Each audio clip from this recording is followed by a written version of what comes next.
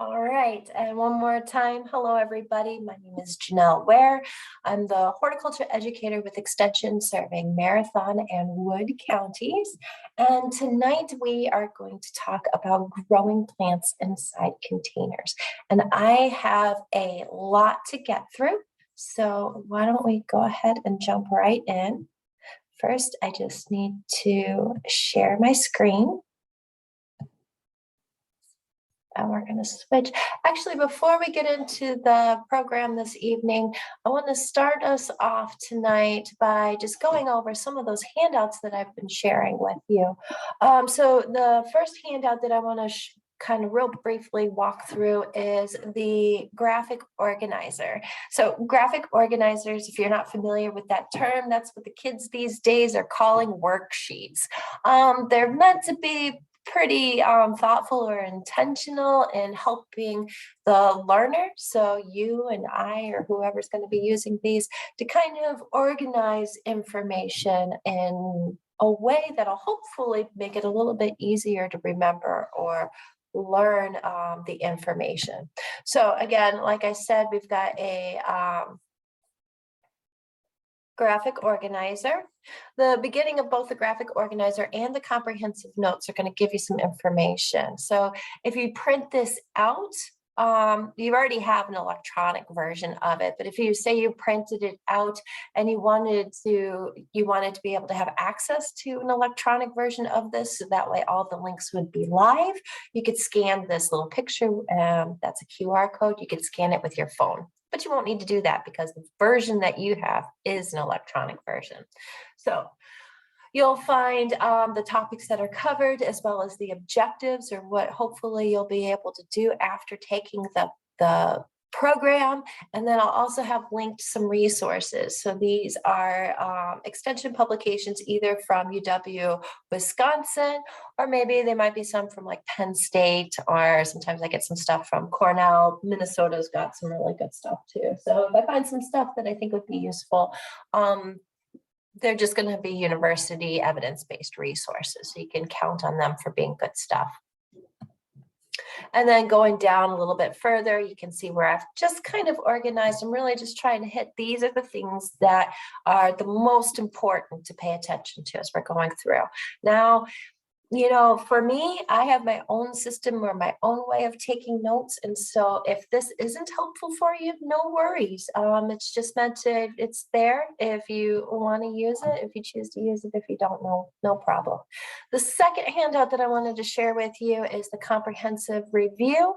Again, it's going to start off with most of that similar information. If you want to go back and look later at the slide deck is also there for you.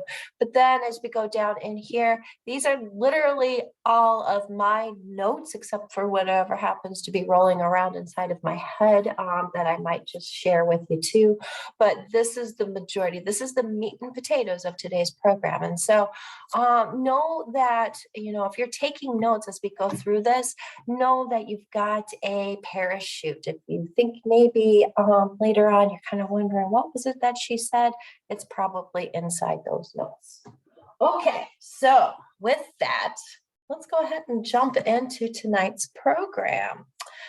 So tonight we're going to talk about, we're going to start off just talking about some gardening techniques that, whether you're going to be doing a small garden, a raised bed, if you're going to employ square foot gardening techniques, or, you know, just anytime you're growing in a small space, these techniques are going to be helpful for you, as well as choosing cultivars. This is you're going to apply in any time that you're growing in a small space, whether it's containers or whether it's inside of a raised bed.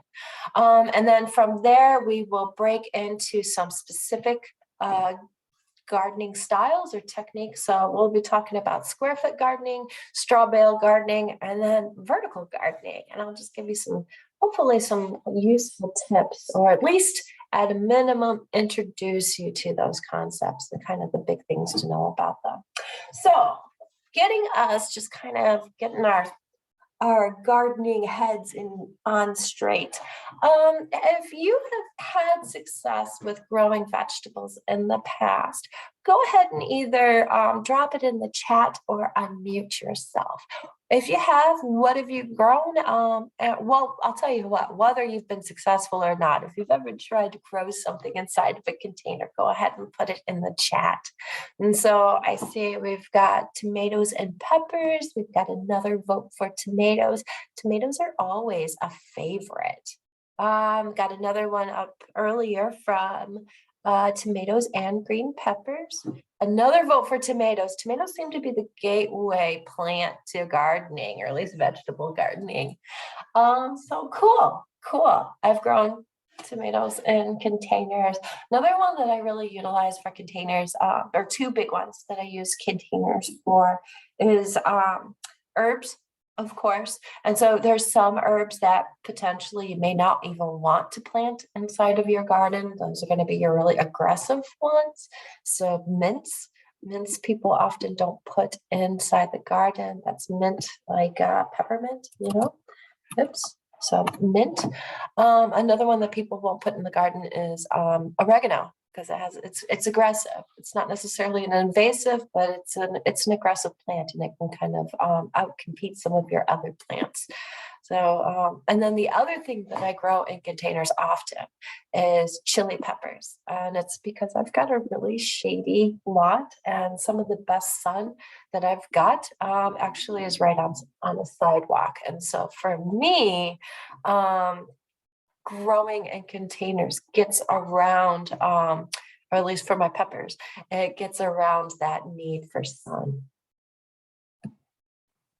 Okay, so let's talk about some planting techniques that you're going to utilize anytime you're growing in a small space. Okay, so we're going to start off with intensive gardening.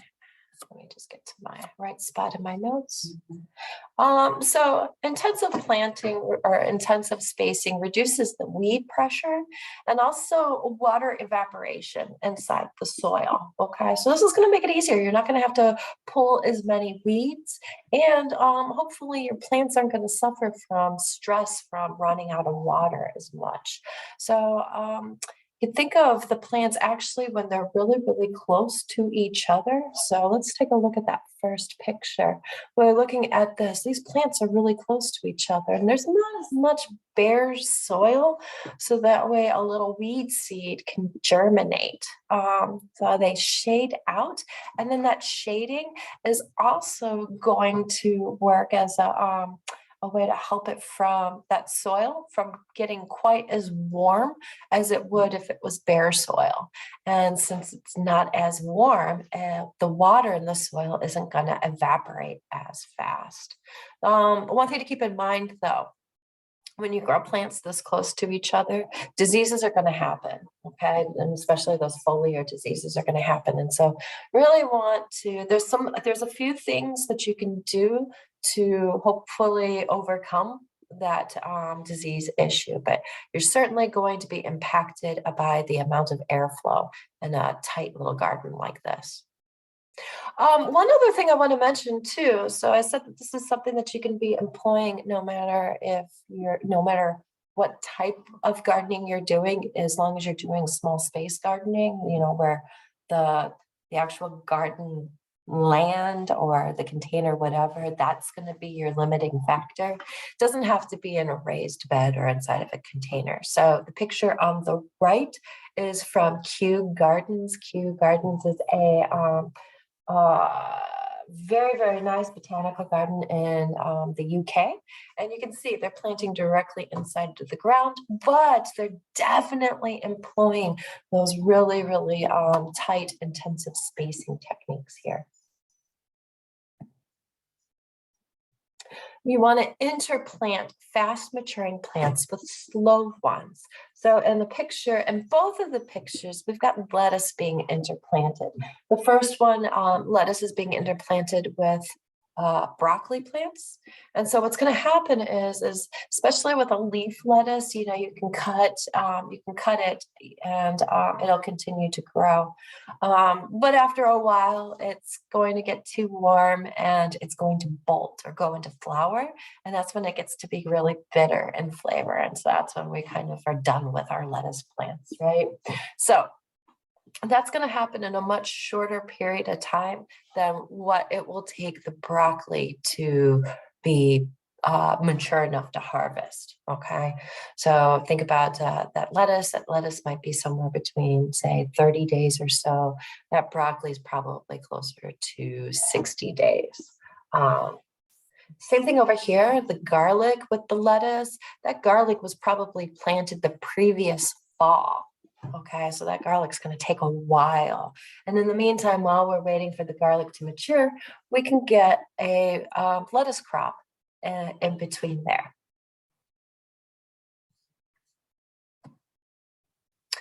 So you can definitely get more bang for your buck by practicing successive and sequential gardening. So successive gardening works really nicely for crops that have a very short period of time between planting the seed and harvesting. I always pick on radishes as an example for this, but you know, lettuce is another one. Bush beans are a great one for successive gardening. So let's go back though and pick on the radishes. Okay, so in my picture here, I've got 3 rows of radishes, right? Now radishes, depending on the variety, you can get some of those spring radish varieties that from the point where you plant the seed to harvest is as short as 25 days. That's really quick, right? So let's say that I know I have a radish eating family, and I know that we're going to go through about 3 rows worth of radishes, or I'd like to plant at least 3 rows of radishes. Well, I may not eat 3 rows of radishes all at once. And so here, successive gardening can help me spread that harvest out, and it's going to free up some of that land in the meantime too. So let's say week 1. Now remember, these radishes, we're going to pretend like they are going to be harvested at about 28 days, right? So that gives us 4 weeks before they're ready to be harvested. So in week 1, we plant them, and then we wait about 2 weeks. And then we plant row number 2. Okay, so right now these guys are seeds. These guys are about halfway done. These guys have been in the ground for 2 weeks, so they're about halfway done. We're going to wait another 2 weeks and we're going to plant that 3rd row. Well, now about that time that we're planting that 3rd row, that 1st row is ready for us to harvest, and this row is ready for us to put in a different crop. Which is going to bring us over to sequential gardening. Now, sequential gardening is pretty similar to successive gardening. You are replacing or planting at you're spacing the time of when you're planting out, right? And because of that, you're kind of spacing out what you're harvesting. Except in sequential gardening, what we're doing is replacing an early season crop with a later season crop. So a great example of this would be peas. Peas, peas are a cool season crop. They really do well when the temperatures are cool. Even right now, they like these temperatures. They peter out. They don't like warm temperatures. Warm temperatures, they're just going to give up and be done, right? So we can plant our peas in the spring, and then when they're all finished, we can replace it with maybe a crop of carrots. And so here, I just have a bunch of different examples of maybe some crops that could be replaced later in the season with something else. Okay, so we've talked a little bit about some planting techniques that you can employ. Intensive spacing, interplanting, and then always want to keep in mind that successive and sequential planting. Now we're going to talk a little bit about cultivars and what you want to think about when you're picking your plants. All right. So first of all, I'm going to stop for a second and make sure that we're all working with the same words, the same definitions. And so cultivar is a contraction for the two words cultivated variety. Okay. So another word or another phrase for that you may hear is named variety. All right. So that's all I mean. It's just a variety of a vegetable. Okay, so you think about, let's pick on tomatoes. Let me illustrate what I mean here. So tomatoes, there's lots of different types of tomatoes, right? So the crop is tomatoes, but the cultivated variety might be Cherokee purple, or it might be early girl, or Juliet. I could go on for hours because I love tomatoes and I love reading about different varieties of tomatoes. So that's what I mean by cultivar. It's that named variety. So you want to make sure that you're choosing, number one, your crops are high yielding. I want you to get the most bang for your buck out of these gardens. So what do I mean by high yielding? It's going to be things like tomatoes, lettuce, summer squash, zucchini. You know, if you're familiar with in late summer, there's a kind of tongue-in-cheek day dedicated to sneak a zucchini on your neighbor's porch day. And that's because zucchinis can be so prolific. Another one would be peas, especially the ones with the edible pods, right? Those are very prolific plants. On the other hand, plants that wouldn't necessarily be high yielding would be things like broccoli and cauliflower. You think about broccoli, and maybe even more so cauliflower, that's kind of a one and done, right? Depending on how big your family is, that one plant might only produce enough for one meal for your family, or maybe only a couple meals. Broccoli, you know, once depending on the variety that you've chosen, with some of them, once you cut off the main head, they'll still produce some side shoots, but even still, it's not what I would consider high yielding. Okay, so if you want to get the most use out of your plants, or the most return on the investment for your garden, choose stuff that's going to be high yielding. Next thing to think about is when we're thinking about specifically those varieties, we want to go with varieties that are compact. And you're going to know this by either the descriptive language and either the name. So you may hear something like, there's a cucumber called bush cucumber. It's not a terribly descriptive name, but it lets you know that it's a bush plant. It's going to be compact. It's not going to have vines that go on forever. So bush would be a word that you want to kind of keep your eye out for. Compact would be another one. And bush specifically for those vining vegetables. So your cucumbers, your squash, your zucchini, and your melons and pumpkins. Those you can all find in bush varieties or compact varieties. When it comes to tomatoes, you're going to find a different word pop up. You'll find this both on the plant tags, as well as if you open up a seed catalog and you're reading the description. The word they're going to use is excuse me, determinate or indeterminate, okay? So determinate, that would be that smaller one. That would be a bush tomato. And so when we're thinking about bush tomatoes, and really this is true for all of these compact bush varieties, what happens is they will go and they'll produce all of their flowers at once, right? And by at once, I mean a really short period of time, like, 2 weeks or less. You'll get this flush of all of their flowers, and then they're done for the season. Okay, they think about like indeterminate tomatoes. Indeterminate tomatoes are the ones that just keep growing and growing and growing until the frost finally takes them down.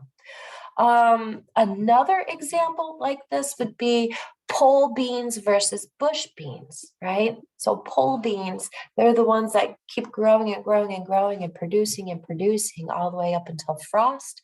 Whereas your bush beans, they kind of produce all at once and then they're done for the season. Another thing to look for is dwarf varieties. So for example, red robin tomato, and I happen to have behind me over here a whole flat of red robin tomatoes. Red robin tomatoes are really cool. They get this very fat stem on them, very stout fat stems. The fruit they produce is a cherry tomato, and it's actually, as far as cherries go, it's pretty large. It's, I would say, a very plump cherry tomato. The plants themselves, though, tiny, stout. You can grow them in a 6-inch pot. I'm not kidding. In fact, I've grown them in smaller pots. I grew it in a 5-inch pot. I think I might have been pushing it a little bit, but produced beautifully for me. This is an example of a dwarf variety. Okay, so you may be able to find, depending on the crop, you may be able to find even smaller varieties than those typical compact varieties. Just keep in mind or be aware when you get into those really dwarf varieties, and I guess this could probably be true when it comes to any of the different cultivated varieties that are out there. There's no such thing as a free lunch, right? And so when they breed for an incredibly dwarf tomato plant, sometimes flavor is sometimes you lose flavor because you're getting that dwarfed size. So just be aware of that. And I can tell you, at least to my taste buds, the red robin tomato, I love it. It's fun. It's a fun plant, and people get excited, especially people who may not think that they could be successful with a tomato plant. They have a lot of fun with it. So it's a great plant. But I got to tell you, I didn't find the fruit to be particularly flavorful. So something to keep in mind. Okay, so that's choosing cultivars. So we want to choose high yielding crops, compact. I forgot the other really important part. You want to choose disease resistant varieties. Remember, I said these plants are going to be really close and tight next to each other. And so there's a better potential for foliar diseases, really any diseases to pop up, especially foliar diseases, because we're not going to have the airflow that we normally would. So it's important to choose disease resistant varieties once you've had some sort of disease issue pop up. Just bear in mind when it comes to, I'm going to pick on tomatoes, but you can find this in lots of different crops. Let's say I've never gardened before. This is my first year. I've got a little raised bed that I'm planning on growing plants in. And so I'm going to take my advice and choose disease-resistant tomatoes.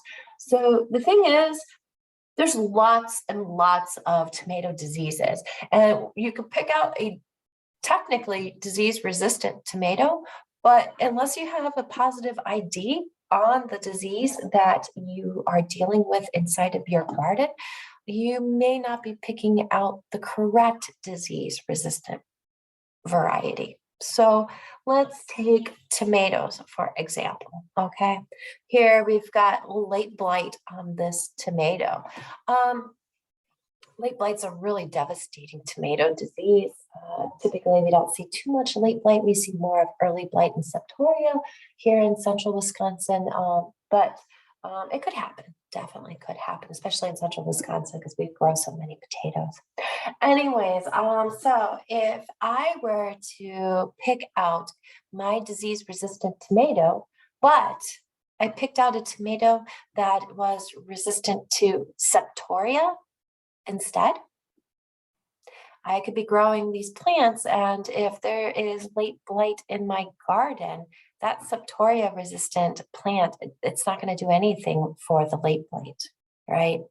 So we need to make sure once we've identified, yeah, there's something going wrong inside of our garden, we need to make sure that we get a positive identification on that disease. So that way next year, when we're shopping for our cultivars, we're able to pick a disease-resistant variety that's truly matching what's going on in our gardens. I think sometimes people hear disease-resistant and they forget that it really needs to be specifically matching the disease that we are fighting against. Okay, let me know if that didn't make sense. All right, we're going to move on, and now we are going to go specifically into containers. So the first thing I want to talk about is containers, the actual container itself, things that you need to keep in mind when you're choosing your container.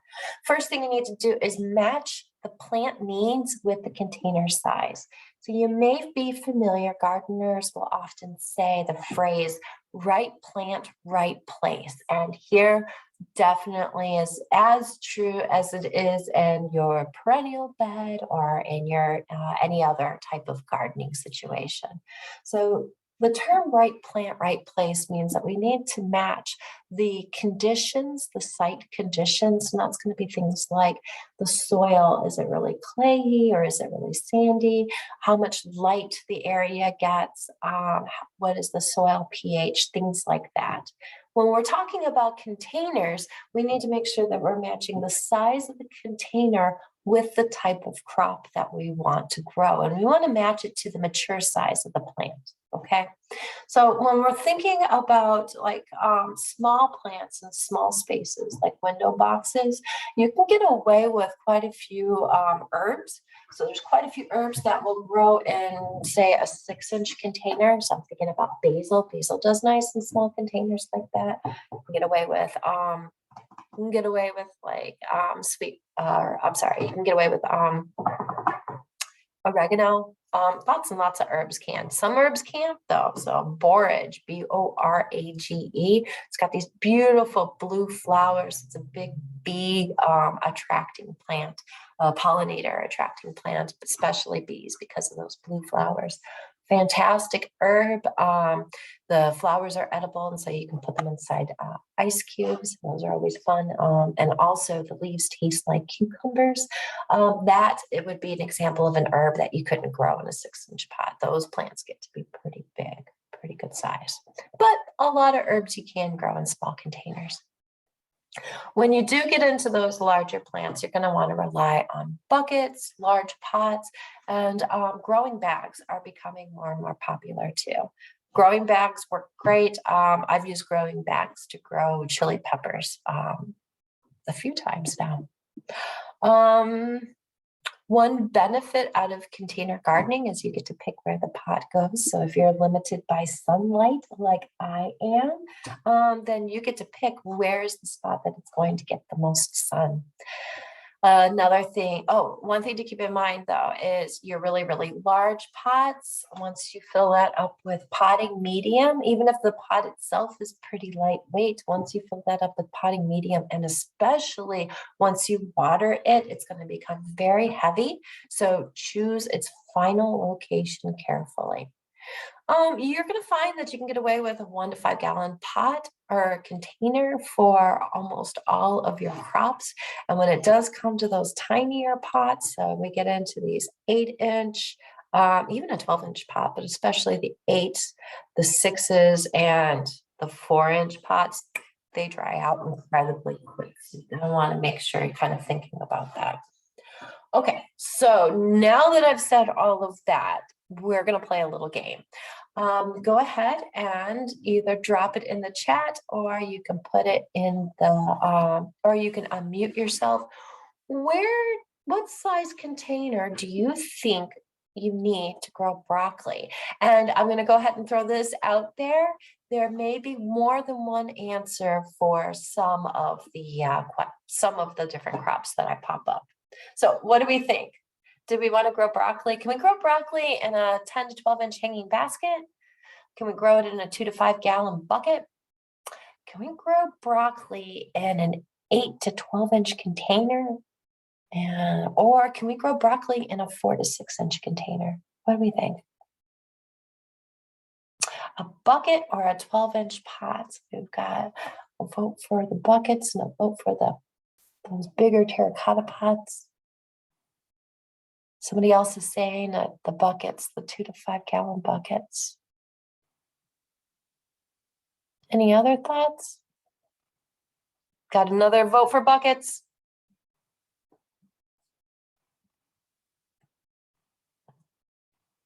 Let's see. Yeah, you're going to want to grow it in a bigger container. And I would push, I don't think that I would do I don't think that I would do the 2-gallon bucket. I think I would go ahead and do the full 5-gallon bucket for broccoli. Broccoli plants get to be pretty decent sized. Let's try another one. How about eggplant?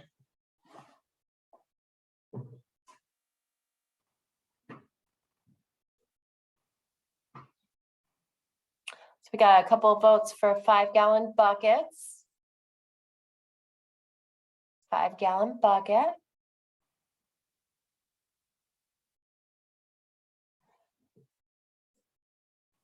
Let's see.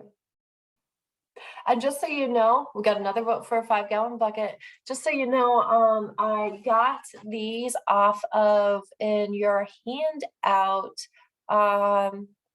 And the one about container plants, I believe it was, it has a little chart in there that talks about the different sizes of plants. So let's see. So this, I made a mistake. That's not supposed to be 10 and 12-inch hanging basket. That's supposed to be 8 to 12-inch pot. And honestly, I wouldn't do an 8-inch pot. I would do a 12-inch pot, and I would only do that with smaller varieties. I wouldn't do that with the larger varieties. Otherwise, go with the 2 to 5-gallon pot. Eggplants are a little bit smaller than, you know, your giant tomato plants, but they're not tiny for sure. How about leaf lettuce? What do we think? What size container do we need for leaf lettuce? So we've got 1 vote for a hanging basket.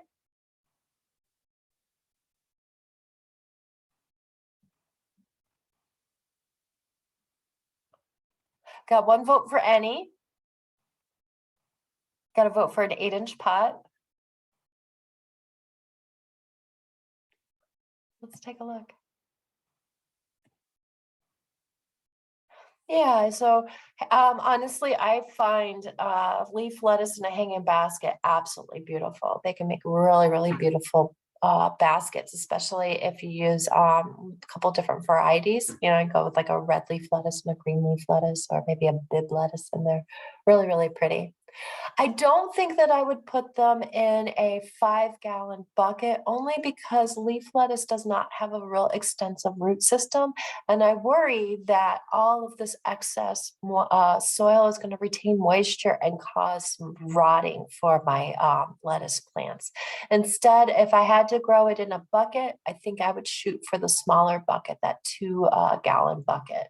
And I would put a couple of plants inside of there, at least 2 plants inside of there, maybe 3. Over here, we've got this 8 to 12-inch pot. You could definitely grow them in there. And I think, you know, what I would do is I would probably put a couple of leaf lettuce plants inside there. I wouldn't grow just a single one. And then over here in these 4 to 6-inch pots, I think technically you could probably get away with a 4-inch pot depending on the variety, but I'm thinking I would lean towards a 6-inch pot for a single leaf lettuce plant. So you could grow the leaf lettuce in these other containers. Just keep in mind that that is not a solitary leaf plant. That's growing with friends.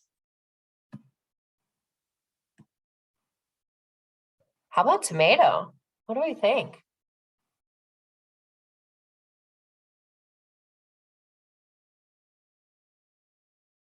Big bucket.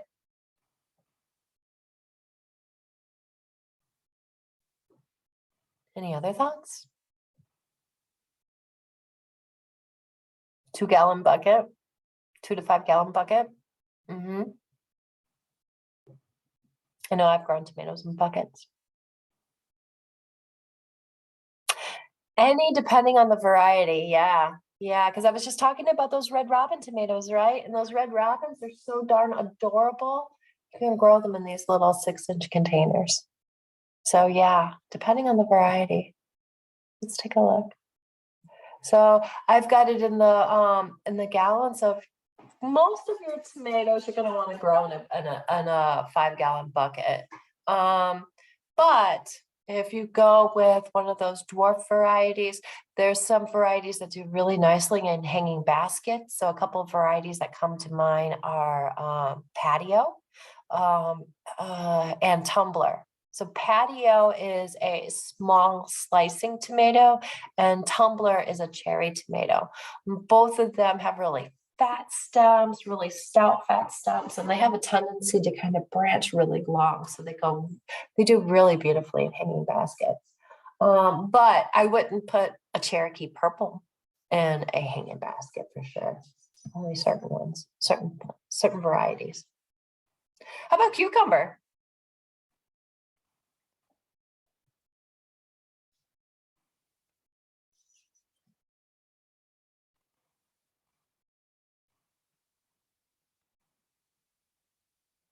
Bucket, bucket, couple votes for buckets.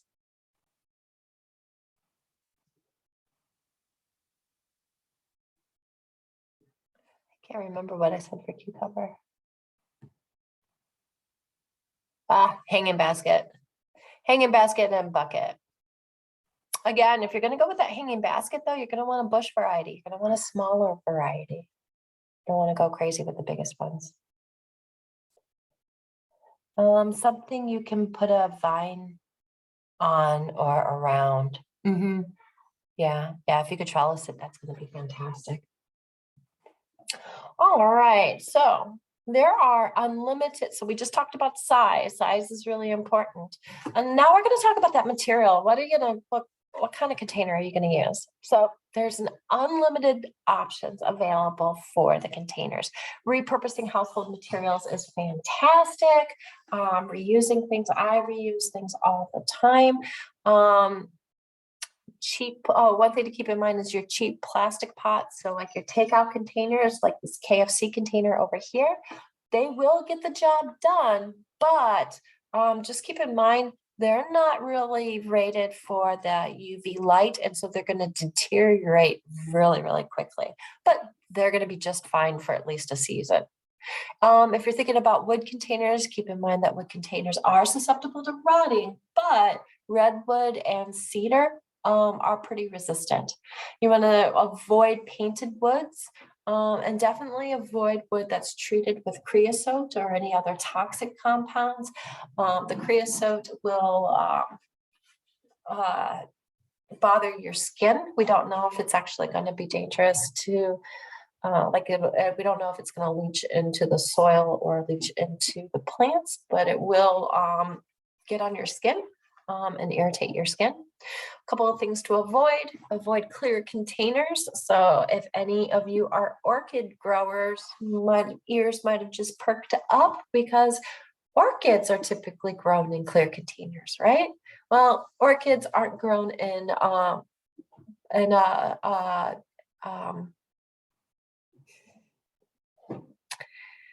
unhindered sunlight, full sun. Orchids aren't grown in full sun. Orchids are grown, there's usually kind of diffused light. And so the roots won't get burned. But all of our vegetables, we want to grow them right in as much sunlight as we can give them. And so those plants would definitely have their roots burnt to a crisp if we left those out in the sun. Also want to stay away from tires. A lot of times people like to grow plants inside tires. Save the tires for your perennials, not your vegetables. And I'm going to go ahead and we're going to skip chatting about different repurposed materials, just in the interest of saving time. So I'm just going to kind of share or kind of go through these. So next thing I want us to think about, so we talked a little bit about size matters when we're talking about our containers. We can use almost any type of materials. The next thing you want to keep in mind is drainage holes, okay?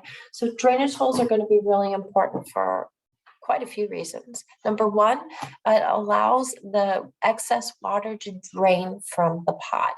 Remember, we really want a really good, healthy, loamy soil is going to be about 50% pore space. And put that in here. It's PORE. pore space. That's where the water and the air kind of take up space. And then the other half of it is going to be either organic material or weathered pieces of rocks like clay, silt, and sand, right? But 50% of it needs to be pore space, so that way we've got room for air and water, okay? And about that pore space, we want that to be split about 50-50 too. So air is really important for our roots. We don't think about that because it's underground. We think of, the air as being above ground stuff, but underground, those little pockets where the air sits, that's really important to the roots. Another thought for us, and so I always joke, folks who love their plants to death, and these are going to be people who, I use this in terms of house plants, but it's going to be true for your container plants, your container vegetables too. So if you've got somebody who likes to water their plants every single day, but just a little tiny bit, just a little sip every day. Well, that's not very helpful for the plant for a couple of reasons. Number one, there's going to be minerals, whether you live out in the country or if you live in the city, you're going to have minerals inside of your water, right? And what happens is if you don't leach those minerals through and water until water comes out of the bottom of the pot, you're going to end up with an excess of minerals right at the top of the pot. The other thing is hopefully you've got roots that are established all throughout that container. And if you only water the surface, the roots at the bottom are never getting water. They're starving for water, right? Or you're going to discourage the roots from ever even growing down deep. Okay, so you want to have drainage holes. So that way, some of that excess water has a chance to get out. You can push some of those minerals or leach those minerals through when you water, because you water until water comes out of the bottom of the pot. That's going to bring some of those minerals in. And it'll also, like I said, help encourage deep roots. All right, so we talked about the containers. Now let's talk about the growing media. So soil for containers must drain freely, but it also needs to retain moisture, okay? Or the growing media for containers must retain moisture as well as drain freely. Kind of like two things, it seems we're asking for everything here, right? The one thing you want to make you aware of is you don't want to use garden soil, even though it's right out there. And even if your garden soil is beautiful, loamy, it's the perfect mixture of both pore space and organic matter. It's got some sand, but it's got some clay. It's the perfect garden soil. You still don't want to use it inside of a container. The reason why, it's going to compact way too quickly, and it's actually going to make it really difficult for the roots to grow through. Soilless mixes are probably best. You can find some pasteurized soil mixes. Just make sure that it has because I always see these bags of topsoil super cheap, and I see people that plant their plants in that, and it just gets super compacted, very, very heavy. You don't want topsoil. You want something that, even if it does have some soil in it, you're going to want something that's got either a little bit of peat or coconut coir in it, and then some vermiculite and some perlite. So here I've got a picture of peat moss. This is like a potting mix right over here. Okay, and it's not just going to be one particular thing. It's going to have a mixture of things. And believe it or not, if you flip over a bag of potting mix, you'll see a list of ingredients in there. That list is going to have things like either peat moss or coconut coir, or maybe both. They'll have perlite. Perlite is a volcanic rock that they toast, meaning that they put it under high heat until it pops, almost like popcorn. If you could look at the perlite underneath a microscope, what you would find is it actually is kind of shaped like a golf ball. It's got these little divots all over along the edge. And so while it's a very, very large particle, it does help with drainage. It will retain just a little bit of moisture too. But if you're looking for a powerhouse as far as retaining moisture, look over at that vermiculite. So this right here, this is another volcanic rock that they toast under high heat, pop it like popcorn. This is actually going to be more closely related. You could think of it as, if you remember being a kid and finding fool's gold. This is going to be like that fool's gold, except for it's going to be in very thin sheets or very thin layers. What happens is the moisture, water will go in between those layers. And so vermiculite, and it'll hang on to that moisture. So vermiculite is great for retaining moisture. Perlite's great for added drainage. And this is going to be like the bulk of the median. It will both drain well and retain moisture too.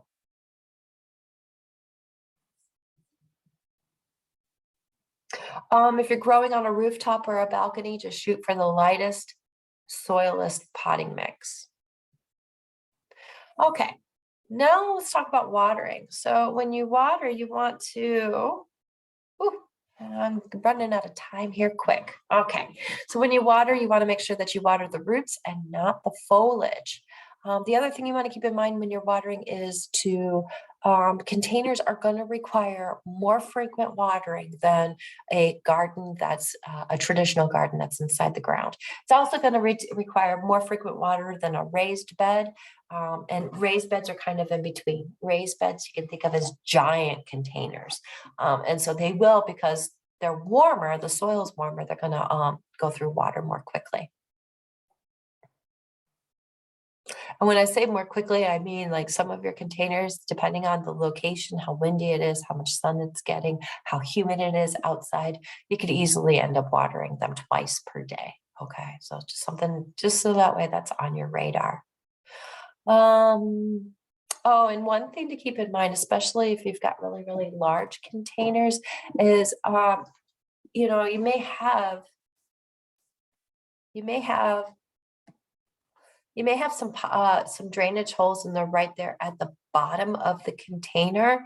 If you've got a really large container, get your container off of the ground, set it up on either some bricks or maybe like a couple of 2x4s. But the problem is if you've got the drainage holes right at the bottom and it's sitting right smack on the surface of, say, asphalt or concrete or something, it will drain eventually, but it's going to drain a whole lot faster if it's suspended off the ground, if it's allowed to drain a little bit more freely. Okay, and that's what you want. You want it to drain freely. So if you've got large containers and it's possible, put them up on something so that way they are helping that drainage happen a little bit faster. All right, so I've got a quick video.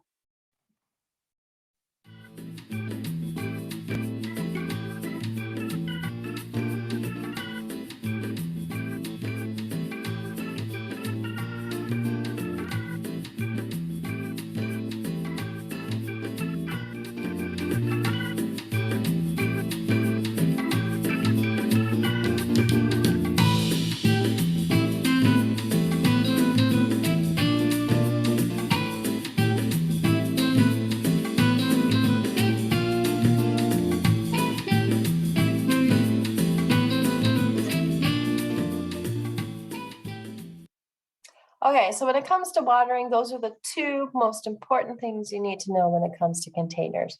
Water the water the roots, not the leaves. You don't want the leaves to get wet because that's how you're going to encourage diseases. And then water until water comes out of the bottom of the pot. All right. Now let's talk about fertilizer real quick. So plants, the primary nutrients that plants need from the soil or potting mix are nitrogen, phosphorus, and potassium. And they're going to go by the letters that they're referred to on the periodic table. So that's going to be N, P, and K. So to complete their life cycle, plants need 17 nutrients, and they need them in varying amounts. A plant's going to get its carbon, hydrogen, and oxygen from the air and from the water. And that's about 94% of the plant's total weight. That last 6% of its weight, that's going to come from those soil nutrients. Now, out of those remaining 14 nutrients, you got your big three: nitrogen, phosphorus, and potassium. Okay, those are our primary plant nutrients. One thing to keep in mind, this is going to be a little bit different than inside the ground. Containers, because they're watered so often, the nutrients end up getting leached extremely quickly. And so those nutrients aren't going to stay inside that potting mix very long. And so you're going to need to get out there and fertilize your plants a lot more often. And that's going to be based off of, read the instructions on the fertilizer that you choose. If it says, 1 gallon per month, then go ahead and mix it up 1 gallon per month. What you can do though is, let's pick on a fertilizer, and it says, it can take, you can do 1 teaspoon per gallon per month. What you can do is knock that concentration down by either a half or a quarter, and then you can water it twice a month, or you can feed it the fertilizer twice a month. If you knock the concentration by a half, if you knock it down to a fourth, then you can give it a little bit of fertilizer every week. So that might be something, depending on what you're growing, it might be useful to know. A little tidbit for you. But don't go past the recommended amount. So if it says, 1 teaspoon, 1 gallon, once a month, 2 teaspoons per gallon is not going to be better. 2 teaspoons per gallon is going to end up burning your plant. Okay, so make sure that you're following the directions on the container. So what does nitrogen, phosphorus, and potassium do? Well, nitrogen is going to be responsible for nice green growth and your foliage, your steams, your leaves and your stems. Sorry, my dog's going nuts. Next, we've got phosphorus, and phosphorus is going to be responsible for root growth as well as flower, seed, and fruit production. And then next we've got potassium. Potassium is going to be that K. It's because K is the symbol on the periodic table for potassium. Potassium is actually responsible for helping plants overcome drought stress. And while it might not be as important to us with our vegetable gardens, potassium also helps plants with winter hardiness. So the 3 numbers on the fertilizer package are going to give you the percentage of each nitrogen, phosphorus, and potassium. So let's take a look at this first example. We've got Bloom's bulb food. It is 5% nitrogen, 10% phosphorus, 5% potassium. That gives us a total of 20%. That means the other 80% is just inert ingredients, just to make it a little bit easier for us to be able to measure out the fertilizer. Here we've got this Harrison's winter turf fertilizer. This would be 32% nitrogen, 0 phosphorus, and 10% potassium. And then here I've got a couple more examples. All right, so I am going to do my best to get through these next things really quickly. I'm just going to introduce the concepts of square foot, straw bale, and vertical gardening. So square foot gardening, it's an intensive production system based on square foot sections. So you think about traditional row planting, you are growing in rows, right? The thing about that is you're wasting a lot of space. And if space is your limiting factor, then you can actually get a lot more yield out of square foot gardening than you would out of I'm so sorry, traditional row gardening. So much so that it could be even upwards of 5 times the yield that you would get in the same amount of space. So don't feel like just because you've got a small raised bed that you can't get a lot of food out of it. You'd be surprised if you're really intentional and think about it, plan ahead, you can get a lot of food out of a small space. So the way you do it, divide it into 1 foot square sections. You can do that with string. You can do it with wooden slats and make it permanent, or you can use string and remove them, either at the end of the season or really just as soon as you've got them planted. For vining vegetables, you may choose to add a trellis on the north end. Just make sure that you're thinking about, where you're putting it. I just mentioned north end, but so that way you don't end up shading out your shorter crops. Oh, let me go back. Not quite done here.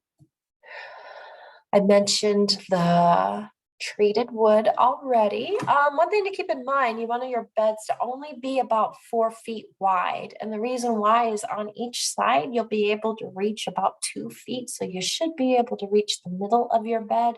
Now, the length of the bed, that can be as long as you want it, okay?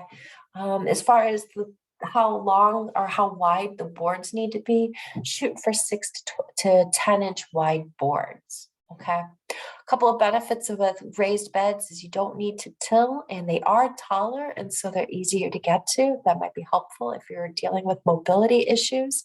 Some of the challenges are going to be it's difficult to raise those bigger crops, although, like we talked about earlier, you can get around the larger crops by choosing compact varieties. When it comes to filling your raised bed, don't use straight garden soil for the exact same reasons that I mentioned regarding the container. It's going to compact too much. So you want to use a nice combination of peat, compost, vermiculite. You can add some garden soil to it too, but you're still going to want to have some compost and some peat in there too. And then even if you add fertilizer, you still want to add some compost.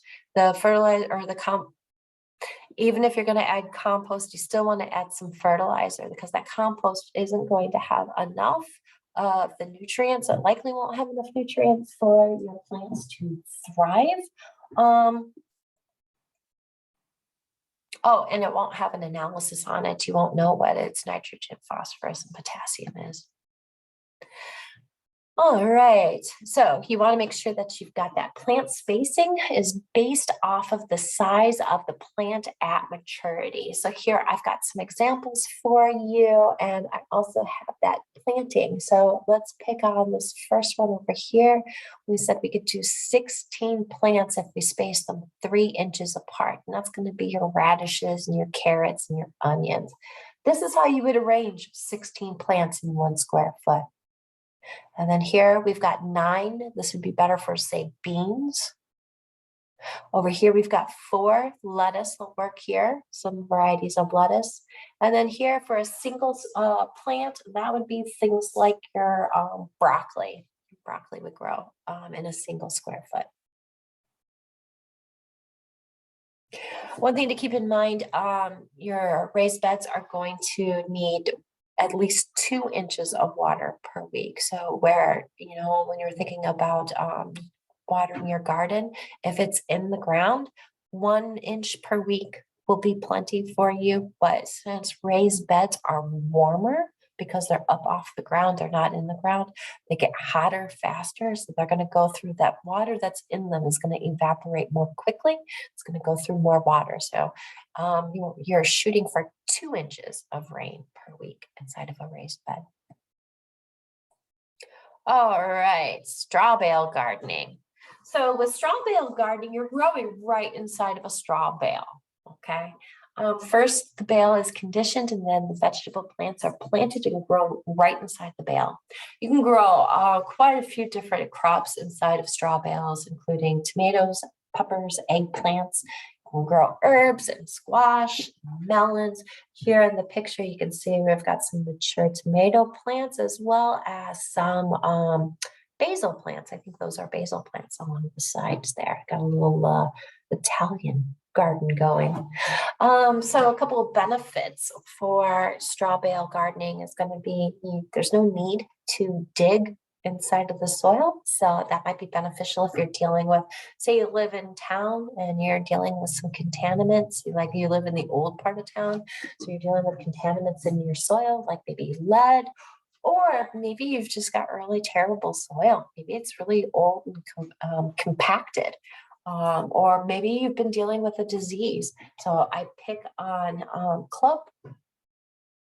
clubroot a lot. Clubroot is a disease, it's a soil-borne disease that your cole plants like your broccoli and your cauliflower could get. Once that gets inside your soil is done for 10 years. You're not going to be planting any cole crops in that space. Or if they do, they're not going to produce for you. They're going to end up dying. So if you're dealing with a disease like that inside of your soil, and your soil isn't useful to you anymore, then maybe straw bale might work out for you nicely. Also, straw bales are pretty high up off the ground, and so that's super helpful if you're dealing with mobility issues. You don't need to buy a container or any potting mix. You just need to get your hands on some straw bales, and you can reuse the straw bales at the end of the season to enrich your soil.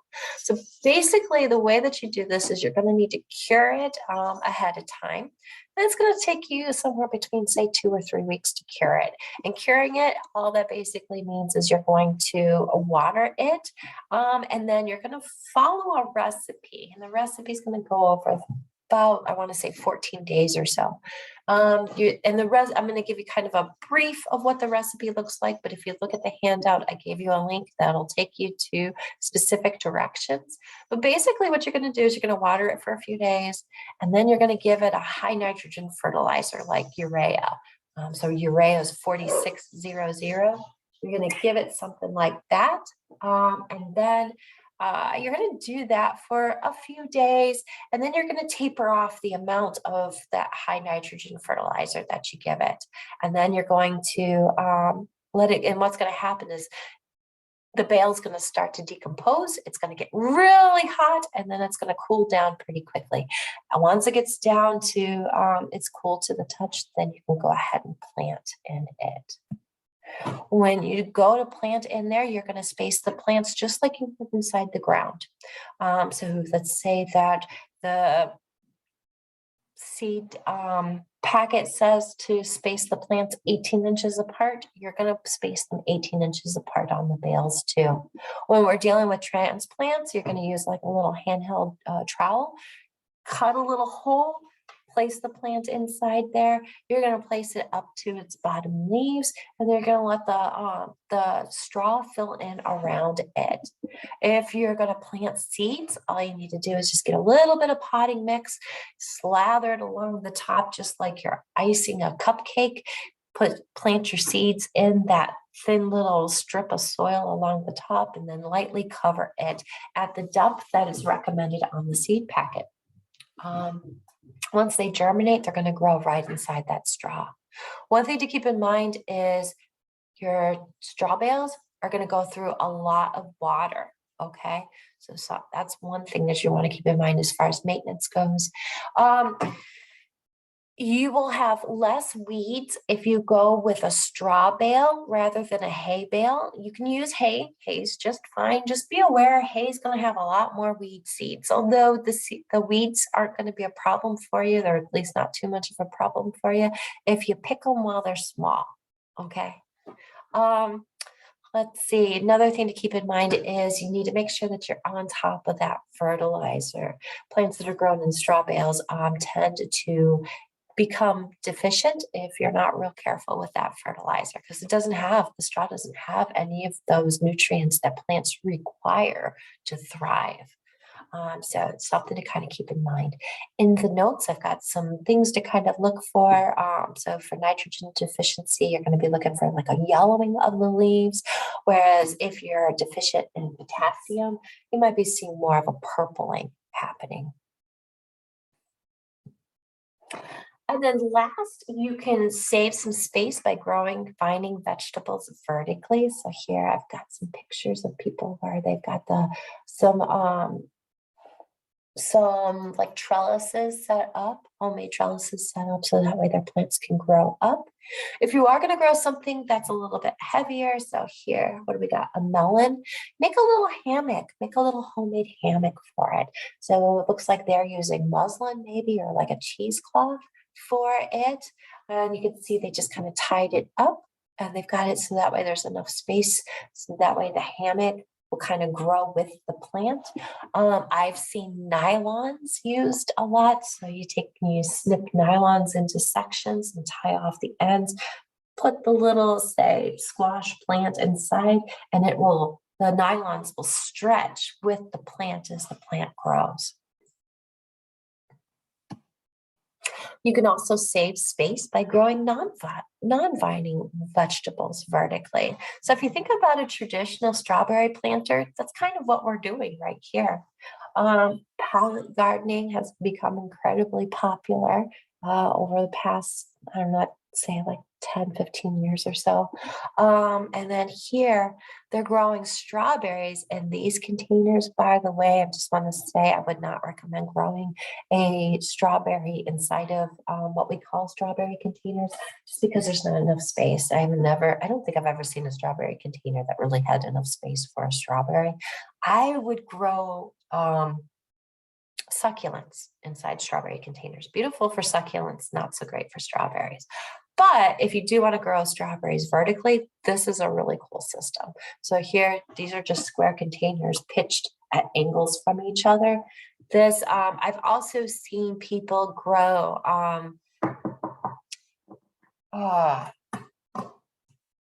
herbs, but also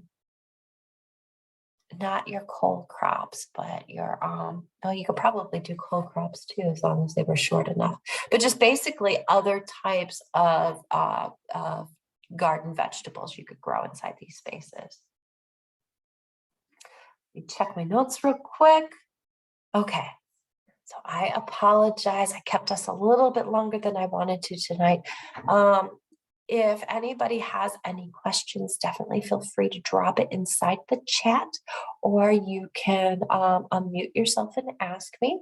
I do want to briefly mention at the close of this meeting, there will be a little right inside the browser window. There's going to be a little survey that'll pop up. It's going to have two different types of questions. The first set of questions are going to be demographic questions.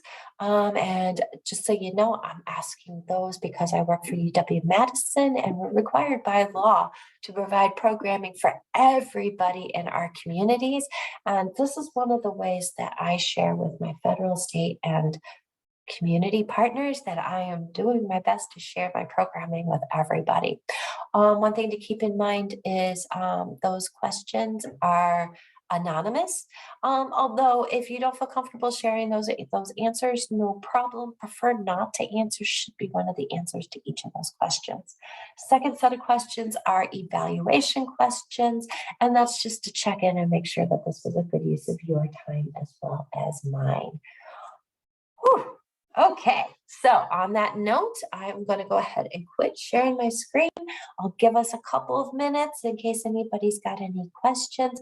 Otherwise, if you got, let's say maybe you don't think of your question until as soon as I hit the close button, and then all of a sudden those questions pop in. No problem. You've got my email address. Definitely feel free to email me. It could be about what we talked about this evening. It could be about poinsettias. It could be about anything as long as it has to do with horticulture and plants. And you don't have to do it just tonight either. If you don't, you've got my email. So, say 3 months from now, there's a crazy bug and you want answers, you can reach out to me.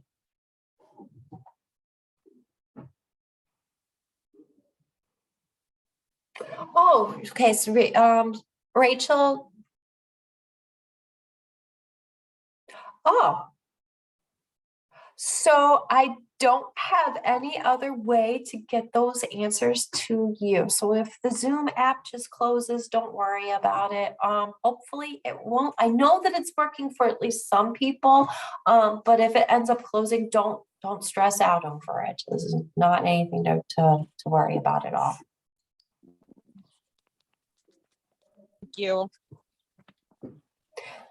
All right. Well, on that note, it's a beautiful evening, so I'm going to let you all get out of here. If you've got any questions, reach out to me. Otherwise, thank you so much for spending some time with me this evening, especially with how beautiful it is.